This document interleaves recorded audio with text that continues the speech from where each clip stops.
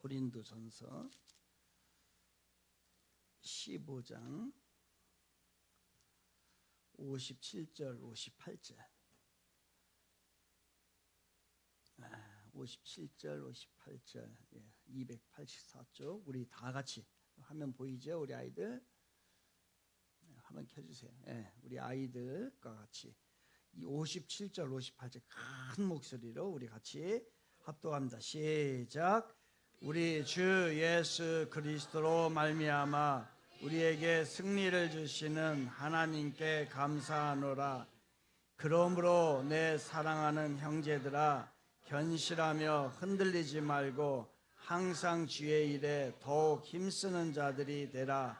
이는 너의 수고가 주 안에서 헛되지 않은 줄 알미라. 아멘. 아멘. 감사합니다. 우리 오늘 부활주일 예배인데요, 우리 서로 인사합시다. 예수님이 부활하셨습니다. 시작.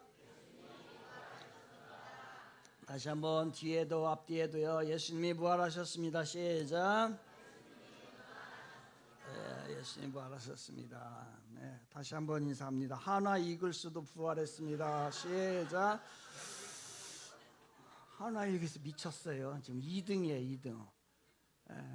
꼴찌하다가 부활해가지고 지금 2등을 하고 있어요. 저기 부장하고 또 좋은 사람 하니까 2등을 올라. 우리 교회도 새로운 성전 들어가고 성도들이 잘 준비되면 우리도 이제 부활하는 거예요. 오늘 말씀의 주제입니다. 부활이 능력입니다. 시작. 우리 다음 세대들만 부활이 능력입니다. 저도 우리 어른 세대를 시작. 잘했어요. 아주 어른들을 잘했어요. 모처럼 잘했네. 감사합니다. 우리 모든 인생을 살아가면서 수고라고 하는 단어를 경험하면서 살지요. 우리 지효도 기도하면서 힘든 젊은 세대의 기도를 했고요. 우리 어른들도 다 우리 아이들부터 우리 모두는 다 힘든 수고의 삶을 살아갑니다. 특히 우리 부모님들 같은 경우는 가정을 위해서 또 자녀들을 위해서 수고하고 또 생계를 위해서 수고하고 그리고 때때로는 이렇게 주님의 일을 하면서 교회 일을 하면서 수고를 하게 됩니다. 우리 모두는 다 수고를 하고 애를 쓰죠. 우리 아이들부터. 그런데 어느 순간에 문득 이런 생각이 들 때가 있어요. 이렇게 사는 게 무슨 의미가 있나?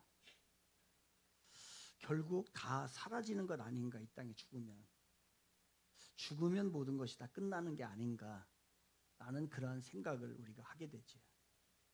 사실 이런 생각은 우리 모두 다 하게 됩니다. 우리 아이들이 크면 이제 이 생각이 많이 날 거예요. 이런 단순한 어떤 감정에서 나오는 건 아닙니다. 내가 감정이 안 좋아서 나오는 게 아니라 인간이 존재하는 것이 유한하기 때문에 그 인간 존재의 유한성에서 나오는 그 자각이 바로 그런 것입니다. 그래서 죽음이라고 하는 종착역에 섰을 때 우리가 이 땅에서 이룬 이 모든 일들, 이 땅에서 살아온 이 모든 일들이 무의미하게 느껴질 때가 있어요. 저희 아버님이 돌아가시기 전에 저한테 이런 말씀을 하시더라고요. 인생 별것 없다. 돌아가시기 얼마 전에 그러시더라고요. 참 헛되다. 그분의 그 말은 살아온 삶이 가치 없다는 뜻이 아니겠죠. 죽음 앞에 서 보니까 인간의 느낄 수밖에 없는 그 허무와 그 회의와 그 공허함이 인간에게 모든 삶에게 찾아왔던 것이고 본인에게도 그것이 찾아왔던 것이에요. 그래서 모든 것이 사람들은 헛되다라고 얘기를 합니다. 그런데 오늘 성경을 보니까 오늘은 고린도전서 15장이거든요. 이 고린도전서 15장은 부활장이라고 그래요. 이 부활장인데 이 부활장 한 장을 쓰면서 몇 절을 나열하냐면요. 58절을 나열합니다. 근데 58절은 성경에서 한 장치고는 굉장히 긴 장이에요. 근데 이 한 장을 통해서 동일하게 같은 주제를 하게 되는데 고린도전서 15장에서 부활에 대한 이야기를 하게 됩니다. 사도 바울이라고 하는 사람이 하나님으로부터 마음을 받아서 고린도전서 15장에 이 부활에 대한 얘기를 길게 쓰고 있어요. 왜 이 설명을 길게 하는 걸까? 왜 그렇게 부활에 대해서 길게 분명하게 집중적으로 하는 걸까? 왜냐하면 그 시대에 살았던 사람뿐만 아니라 오늘 우리가 살아가고 있는 이 사람들의 죽음에 대한 생각이 바뀌지 않기 때문에 그랬어요. 그 당시에 사람들도 뭐라고 생각하면 했냐면요, 대부분의 사람들이 죽으면 끝이다라고 생각을 했어요. 오늘날 우리가 살아가는 이 세상에 사는 사람들도 대부분이 어떻게 생각을 하면 죽으면 끝이다라고 얘기를 해요. 이거를 영혼 소멸설이라고 얘기를 합니다. 그러니까 그 당시에도 죽음은 끝이야, 오늘날에도 죽음은 끝이야 라고 생각하는 사람들이 너무나 많기 때문에 이 부활에 대해서 분명하게 설명할 필요가 있었기 때문에 58절 한 장에서 한 주제를 가지고 58절에 관한 이야기, 58절을 통해서 이야기를 하고 있습니다. 그래서 세상 사람들이 가지고 있는 생각은 이거예요. 인간을 살면 살수록 이제 죽음 앞에 섰을 때 그 모든 인생은 헛되다라고 하는 거예요. 우리도 그럴 거예요. 아마 죽음 앞에 서면은 우리도 참 인생 헛되다, 그리고 다음 세상에 대한 불안감이 우리들에게 있을 겁니다. 그런데 사도 바울은 거꾸로 얘기를 해요. 반대로 얘기를 해요. 뭐라고 얘기를 하냐면요, 우리의 인생은 절대로 헛되지 않다라고서 얘기를 하고 있는 거예요. 그리고 죽음이 끝이 아니다라고 얘기를 하고 있어요. 그렇다면 여기서 우리가 중요한 질문을 하고 가야 합니다. 우리 어린이들도 마찬가지고 우리 어른들도 마찬가지고 동일한 한 영혼이에요. 이 아이들도 다 깨닫습니다. 오래 살았다고 해서 믿음이 좋은 게 아니에요, 여러분. 이 아이들 중에서는 얼마나 순수하고 주님을 사랑하는 마음이 있는지 몰라요. 오히려 나이가 먹으면요, 세상 것에 다 젖어 있어가지고서 예수님을 진심으로 믿기가 더 어려울 수 있습니다. 이 아이들 한 영혼들도 오늘도 소중한데 여러분 묻겠습니다. 여러분, 죽으면 끝이다, 죽으면 끝이 아니다, 여러분 생각은 어떠세요? 부활은 있다, 부활은 없다, 여러분의 생각은 어떠세요? 우리 아이들에게 물을게요. 우리 아이들에게 묻습니다. 죽음은 끝이다, 끝이 아니다. 시작. 그렇지. 누가 얘기했죠? 죽어봐야 알지, 그지? 죽어봐야 알. 그럼 죽어봐. 그리고서 얘기 좀 해줘. 어른들에게 묻겠습니다. 어른들에게 물을게요. 어른들 여러분, 죽으면 끝이다, 끝이 아니다, 부활이 있다, 부활이 없다. 사도 바울이 이 얘기를 하고 있는데 인생의 수고가 헛되지 않다, 부활이 있다라고 자신 있게 얘기를 해요. 왜 그럴까? 오늘 성유리가 얘기한 대로 죽어봤으면 더 명확하게 얘기할 텐데 안 죽어봤어요. 그리고 부활이라고 하는 것을 경험해 봤으면 하는데 안 경험해 봤어요. 사도 바울은 지금 살아서 이 얘기를 우리에게 전해주는 거예요. 그러면 어떻게 그렇게 죽어보지도 않고 부활을 경험해 보지 않았는데 어떻게 그렇게 확신을 할 수 있을까? 그것은 부활한 당사자를 만났기 때문에 그래요. 자기는 부활하지 않았어요. 자기는 아직 죽지는 않았어요.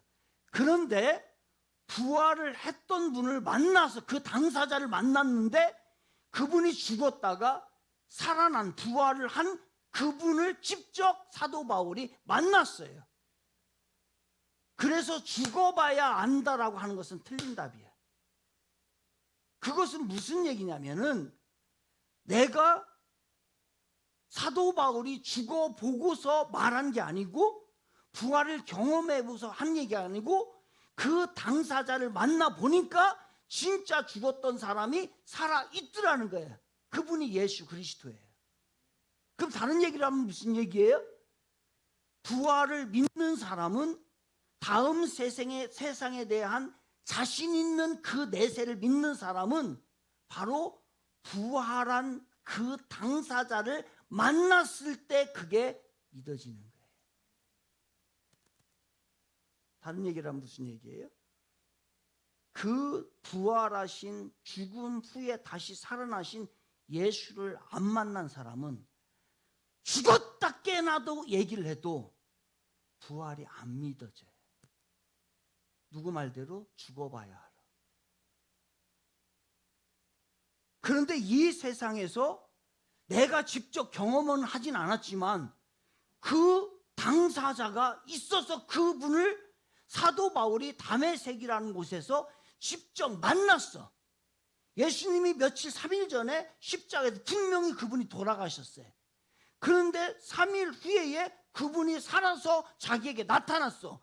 그 당사자를 내가 본 거예요.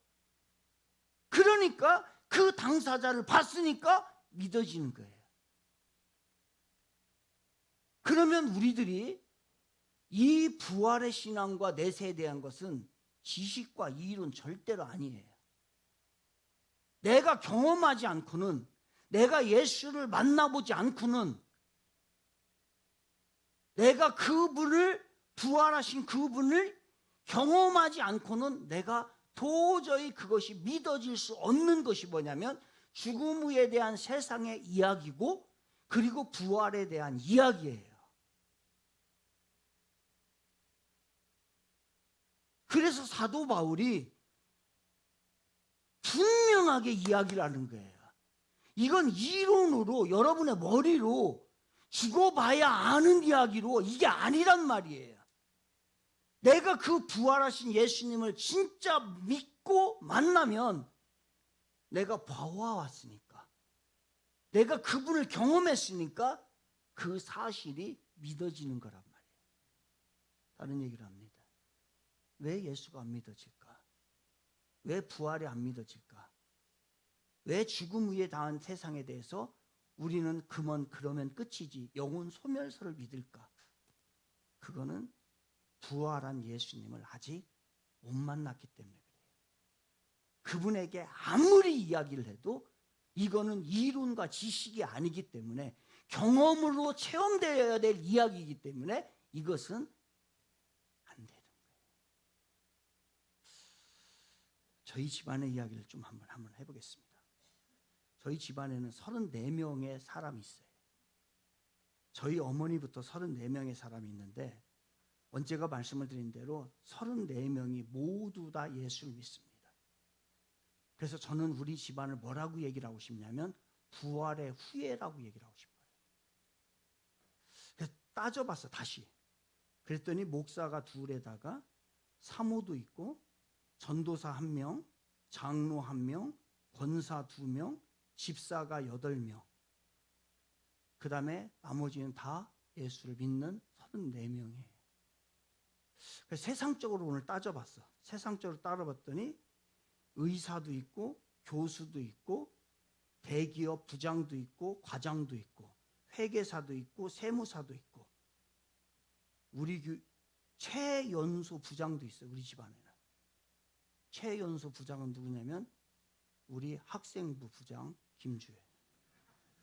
27살에 부장이 돼버렸어요. 최연소 부장이. 쌍둥이도 있고. 그런데 이렇게 이루어진 것에는 저희 친가 쪽에는 철저한 미신, 유교. 그 당시에 너무 화려하게 살았던 집안. 지금은 몰락한 집안. 외가 쪽에는 철저히 천주교. 그 사이에서 저희 어머니가 예수님을 믿기로 작정하고 거기서 나온 거예요. 그런데 어느 날 이게 믿어져야지. 그래서 새벽에 새벽 예배를 갈 때에 가면서 하나님 앞에 기도했어요. 하나님, 부활하신 예수님을 나에게 한 번만 보여주세요. 그랬더니 새벽 예배 가는데 하늘에서 이상한 모습을 한번 부활이 하신 예수님이 나타나신 거예요. 그 이후로 새벽 예배 한 번 안 빠지고 그 이후로 신앙생활을 시작을 한 것이 우리 집안이 34명이 전부 다 예수를 믿게 된 계기가 된 거예요. 그래서 저는 부활의 후예라고 우리 가정을 그렇게 저는 자칭을 하고 있습니다. 우리 교회가, 그래서 우리 가정이 비전이 뭐였냐면 오래전부터 몇십 년 전부터 모여서 비전이 교회 세우는 거였어요. 그래서 우리 집안은 무조건 교회를 세운다. 그래서 오늘날까지 교회를 세우는 일에 집중을 하고 있는 겁니다. 혹시 여러분 중에 교회를 여러분의 세우고 싶은 분 있으면 저한테 은밀히 한번 찾아오세요. 지금 좋은 기회가 있어요. 여러분의 인생을 명예롭게 제가 해드리고 싶어서 그래요. 그리고 우리 교회의 가정 중에서 이 부활의 후에 부활의 가문이 될 가정들이 몇 가정 있어요. 제가 봤을 때는. 지금은 아니지만 계속해서 그 준비를, 계속해서 그 역사가 이루어지는 것을 저는 보고 있고 기대를 하고 있고 그렇게 될 거라고 확신을 합니다. 한 사람만 제대로 쓰면, 여러분, 한 사람이 부활하신 예수를 제대로 믿으면, 만나면요, 그 가문은 바뀝니다. 그런데 세상에 그 하나님이 아닌 것을 여전히 의지하면 안 돼요. 변화가 일어나지 않아요. 부활을 가진 사람은, 절대로 이 부활신앙을 가진 사람은 흔들리지 않아요. 세상의 가치에 흔들리지 않아요. 물질, 명예, 인기, 성취, 이게 전부가 아니에요.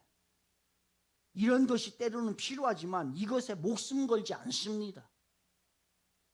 그래서 그런 것들이 잃어버린다 할지라도, 그런 것들이 때로는 나를 떠난다 할지라도, 우리 가정에서 떠난다 할지라도 절대로 낙심하지 않아요. 왜? 우리에게는 부활의 신앙이 있기 때문에. 이 신앙이 여러분의 가정에도 임하길 바랍니다.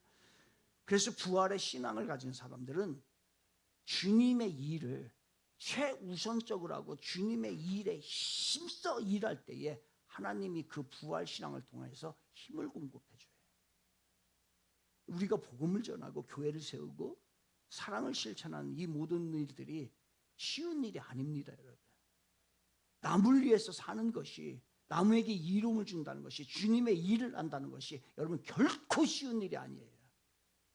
그런데 이것을 그 중간에 낙심하지 않고, 그 중간에 포기하지 않고 끝까지 내 인생 가운데, 그리고 그것이 우리의 가문 가운데 영향을 미칠 수 있는 힘은 뭘까? 그것은 부활신앙으로 인한 하나님이 주시는 힘을 공급받을 때만 그게 가능하다는 거예요. 그만큼 부활신앙이 중요한 거예요. 이 부활신앙은 이제 이 땅에서 우리를 새롭게 힘을 공급하지만 이것이 영원으로 이어지게 됩니다. 사랑하는 여러분, 이 땅에서 흘린 눈물, 참았던 말, 견뎌낸 아픔, 그 모든 것이 하나님 앞에 보석이 된다는 거예요. 왜? 이것은 영원한 상급이 될 것이니까요. 하나님께서 준비하신 영원한 상급. 그래서 부활신앙을 믿는 사람은 이 모든 것이 이 땅에서 그냥 끝나는 것이 아니라 저 영원한 세상 하나님의 나라까지 연결이 되고 이어지는 것이 바로 부활신앙의 위대한 힘인 것이에요. 하지만 우리는 이렇게 질문을 할 수 있습니다. 목사님, 솔직히 전 부활이 잘 안 믿어집니다. 맞습니다. 안 믿어져요. 왜요? 부활은 이성으로 설명할 수 있는 게 아니거든요. 지식과 교리와 논리로 해석할 수 있는 것이 아니거든요. 많이 배운 사람이라고 해도 부활신앙이 절대로 안 믿어지거든요. 그러나 아이들도 부활신앙을 믿을 수 있고, 못난 사람도 부활신앙을 믿을 수 있고, 못 배우고 하찮은 사람도 부활신앙을 믿을 수 있는 것은 그것은 경험이고 믿음이기 때문에 그래요. 그러니까 우리에게 소망이 있는 거예요. 보잘것없는 우리지만 그 부활신앙이 우리 안에 있을 때에 그 부활신앙이 우리 가정을 세울 것이고 이 땅을 살아갈 수 있는 힘이 생길 것이고 그리고 영원까지 이어질 줄로 믿습니다. 바로 부활을 믿지 않으면 여러분 우리의 신앙과 우리의 인생 결국 뭐 남냐면요 껍데기뿐이에요. 끝나고 나면 뭐가 남아요? 시체 하나 남는 거예요. 그 껍데기 하나 남는 거예요. 그 껍데기도 이 세상에서 처리하기가 너무 힘들으니까 불에 태워서 그냥 한 줌의 흙으로 해서 뿌려버리는 거예요. 그렇게 하찮은 것이 바로 인간이에요. 그러나 부활신앙을 가진 사람은 그 믿음으로 받아들일 때에 그 인생이 결코 하찮은 인생이 되는 것이 아니라 예수 그리스도 안에서 하나님 안에서 영원까지 위대한 상급과 축복으로 생명으로 남게 될 줄 믿습니다. 그래서 부활은 생명의 신앙인 것이에요. 어떤 단순한 축복의 신앙이 아니에요. 여러분 사막의 폭풍 작전 아시죠? 당시에 한 어머니가 자기 아들이 그 귀중한 아들이 전사했다는 소식을 듣게 됩니다. 그 어머니는요 그 소식을 듣고 난 다음에 세상의 모든 것이 다 필요 없어졌어요. 그냥 하루하루를 눈물로 흘리면서 삽니다. 먹는 것도 싫고 뭐 좋은 것도 아무것도 다 필요 없어요. 모든 게 다 무너져 버린 거예요. 살고 싶은 마음이 조금도 없습니다. 그냥 아들 곁에 가고 싶은 거예요. 그 슬픔은 견딜 수가 없었던 거예요. 그런데 그 슬픔 가운데 있을 때에 전화가 옵니다. 그 이상한 전화를 왔는데 전화를 받았어요. 근데 그 전화 속에서 너머에서 들려온 목소리가 하나 들립니다. 무슨 목소리냐면 엄마 나야. 나 죽지 않고 살았어. 그 목소리를 듣는 순간 아들이 살아있다는 걸 순간 그 모든 슬픔은 한순간에 싹 사라져버리고요. 그리고 이 세상의 모든 것은 다 가치가 없어지고 그 아들이 살아있다는 그 하나만으로요. 모든 것을 다 넘을 수 있는 그 힘과 에너지가 생기게 되었던 것이 이게 부활신앙의 위력이에요. 사랑하는 청지기 성도 여러분, 여러분은 어떤 신앙을 가지고 오늘 살아가고 있습니까? 죽음 이후를 정말 믿고 계십니까? 에이 부활이 있다고 하고 그냥 넘어갑시다. 목사님 그냥 넘어가요. 그래 그렇다고 해요 라고 하면서 살고 있지는 않습니까? 부활이 여러분의 삶을 바꾸고 있습니까 정말? 오늘 우리가 다시 일어날 수 있는 이유는 수고가 헛되지 않는 이유는 오직 하나예요. 예수님의 부활 그 안에 우리의 생명과 영원이 있을 때 그것이 의미 있는 인생이 되는 것이죠. 인간은 반드시 죽습니다. 다 죽어요. 죽음은 불변의 법칙입니다. 여러분의 부모님 곧 돌아가십니다. 오늘 내가 지금 당장 죽어도 이상하지 않은 것이 이 세상의 인생의 모습이에요. 문제는 죽음으로 끝난다면 인생이 헛된 거예요. 그건 헛된 겁니다. 그래서 사람들은 그 죽음을 이겨보려고 애를 쓰고 하루라도 더 살려고 애를 쓰고 하루라도 더 맛있는 거 먹으려고 애를 쓰고 노는 것을 애를 쓰고 쾌락을 위해 살아가기도 하고 죽기 전에 오늘을 즐기자라고 해서 애를 씁니다. 그래서 쾌락주의자들이 생기는 거예요. 죽는 한이 있어도 오늘 마음껏 놀자, 마음껏 즐기자라고 하는 쾌락주의자들이 점점 더 생기는 거죠. 죽음의 문제를 해결하지 않으면 인생을 가치 있게 살 수 있는 답이 없습니다. 아무리 좋은 것을 찾고 좋은 것을 누려도 만족이 안 돼요, 여러분. 쉽게 지루해집니다. 오늘 마음껏 즐기고 나면 내일 아침에 하루가 기분 나쁠 거예요. 오늘 마음껏 술을 드시고 저녁에 술 만끽하면서 한번 주무셔 보세요. 다음 아침에 일어나면 깨우면은 허무해질 것이고 위가 쓰일 것이고 헛구역질이 날 것이고 두통이 날 것이고 일하기가 싫을 것이에요. 그 전날에는 그렇게 만끽했지만 그 다음 날에는 그렇게 되는 겁니다. 오늘날 문화는 지금 이 순간을 즐기자라고 하는 겁니다. 그래서 이것을 뭐라고 하냐면 욜로라고 하죠. 욜로. You only live once.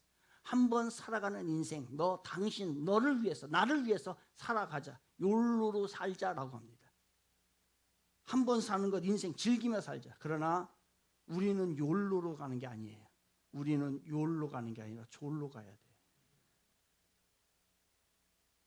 욜로로 사는 게 아니라 졸로로 살아야 돼. 졸로는 Jesus only live once예요. 한 번 사는 인생, 예수를 위해 살자.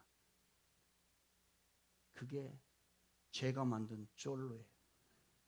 같이 졸로로 살자. 시작. 졸로 가자. 시작. 욜로 가지 말고 어디로 가라고요? 졸로 가라.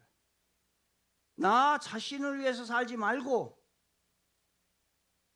인생이 이것으로 끝난다고 한다면 그렇게 살아야 되지만 끝나지 않기 때문에 우리는 욜로 가는 게 아니라 졸로 가는 거예요. 지저스를 위해, 예수를 위해서, 부활하신 예수를 위해 살다 보면 내 생명이 영원한 생명을 얻게 된다는 것을 이야기합니다. 그러나 이 세상에 욜로가 나온 것은 바로 즐기고 쾌락으로 살겠다고 하는 이 세상이 마지막이고 이 세상 뒤에는 없다라고 생각하는 사람들의 생각에서 나온 겁니다. 그러니 그의 삶들이 악순환이 되죠. 의미가 없게 돼요. 이것을 이길 수 있는 것은 부활의 신앙입니다. 그리고 부활의 신앙을 가질 때 삶의 질이 달라져요. 질이 달라져요. 죽은 후에 다시 영원히 산다는 신앙을 가져보십시오. 하루하루 함부로 안 살아요. 죽은 후에 나의 삶이 하나님 앞에 서야 된다는 삶을 생각을 할 때에 부활의 신앙이 있다라고 생각을 할 때에 함부로 말하지 않고 함부로 행동하지 않고 함부로 생각하지 않고요. 함부로 믿음 생활하지 않습니다. 그러니 삶의 질이 좋아질 수밖에. 삶의 질이 고품격이 될 수밖에. 왜? 그렇게 멋지게 살으니까. 그런데 이 죽은 후에 다시 산다라고 하는 이것이 없으면요. 오늘을 즐기자. 오늘을 마음껏 먹자. 오늘을 그냥 내 육신을 위해서 살자라고 그렇게 살으니까 사람이 추잡해지는 거예요. 질이 떨어지는 거예요. 그런 사람들을 보십시오. 우리가 그를 존경할 수 있으면 야 멋있다. 참 나도 저렇게 살아야겠다 하겠냐고요. 질이 떨어지는 거예요. 질이. 그 삶의 질을 높이는 것은 부활의 신앙이 명확할 때에 우리가 삶의 질이 높아지는 겁니다. 이제 부활신앙으로 굳게 서십시오. 예수님의 부활이 여러분을 날마다 이기게 할 줄로 믿습니다. 부활신앙을 가진 자는 절대로 패배자로 살지 않아요. 왜? 부활은 다시 일으키는 거예요. 리저렉션이에요. 바로 다시 일으킨단 말이에요. 패배자를 승리자로 만든다는 거예요. 이게 부활의 능력이에요. 그러니 우리는 이 부활의 능력을 날마다 믿고 산다면 나의 삶의 모든 정 영역 가운데 부활의 신앙이 있다라고 한다면 부활의 권세를 믿고 우리는 다시 일어설 수 있을 줄 믿습니다. 이게 부활 신앙이에요. 그런데 나는 그게 없어. 나는 다시 일어나고 싶은 마음도 없고 다시 일어날 걸 제공할 수 있는 힘도 없어 라고 한다면 우리는 영원히 쓰러지고 자빠지고 영원히 망가질 거예요. 부활의 권세를 믿고 다시 일어나시길 바랍니다. 부활의 권세로 헛된 것들을 물리치시길 바랍니다. 부활의 승리를 확신하시기 바랍니다. 부활의 신앙으로 여러분 자신을 변화시키세요. 부활의 신앙 없으면 바뀌지 않아요. 똑같이 세상적인 가치관 추구하고 똑같이 살아요. 우리 그리스도인들은 그렇게 사는 사람들이 아니란 말이에요. 부활의 신앙은 패배자를 자리. 그러니 때로는 무너진 가정, 때로는 지친 영혼들, 때로는 낙심한 영혼, 낙심된 우리들의 문제들 이런 것이 다 저를 비롯해서 우리 모두 있습니다. 그러나 너무 걱정하지 마세요. 우리 주님은 부활하심으로 우리에게 부활의 능력을 허락해 주셨어요. 그 부활의 능력으로 새로 일어나게 하시는 것이 주의 능력인 것입니다. 우리 모두는 수고하며 살아갑니다. 그 수고가 의미를 가지려면 반드시 그 끝에 소망이 있어야 돼요. 예수 그리스도의 부활은 우리 수고가 헛되지 않다는 영원한 보증입니다. 죽음을 이긴 생명이 오늘 우리의 삶을 새롭게 바꿉니다. 오늘도 무언가를 위해 수고하고 계십니까? 그 수고가 부활신앙 안에 있다면 여러분의 인생은 절대로 헛되지가 않습니다. 지난날의 수고, 지난날의 절박함, 지난날의 고난, 지금의 아픔, 이 모든 거요 절대로 헛된 것 아니에요. 단 그 수고가 주님 안에 있을 때에. 그래서 오늘 사도 바울은 58절에서 너희 수고가 헛되지 않은 줄 알미라 라고 말하면서 그 중간에 삽입한 단어가 뭐냐면 너희 수고가 어디에서요? 주 안에서 헛되지 않은 줄 알미라. 주님이 부활하신 그 신앙 안에 있을 때 우리의 모든 수고는요 절대로 헛되지가 않습니다. 헛되기에 살기에는 너무 소중한 인생이고 너무 짧은 인생입니다. 부활의 신앙은 인생의 의미를 새롭게 만듭니다. 오늘 부활의 능력으로 다시 일어나시기를 바랍니다. 부활이 뭐예요? 다시 부활이 능력이다. 시작. 부활이 능력이다. 기도하시겠습니다.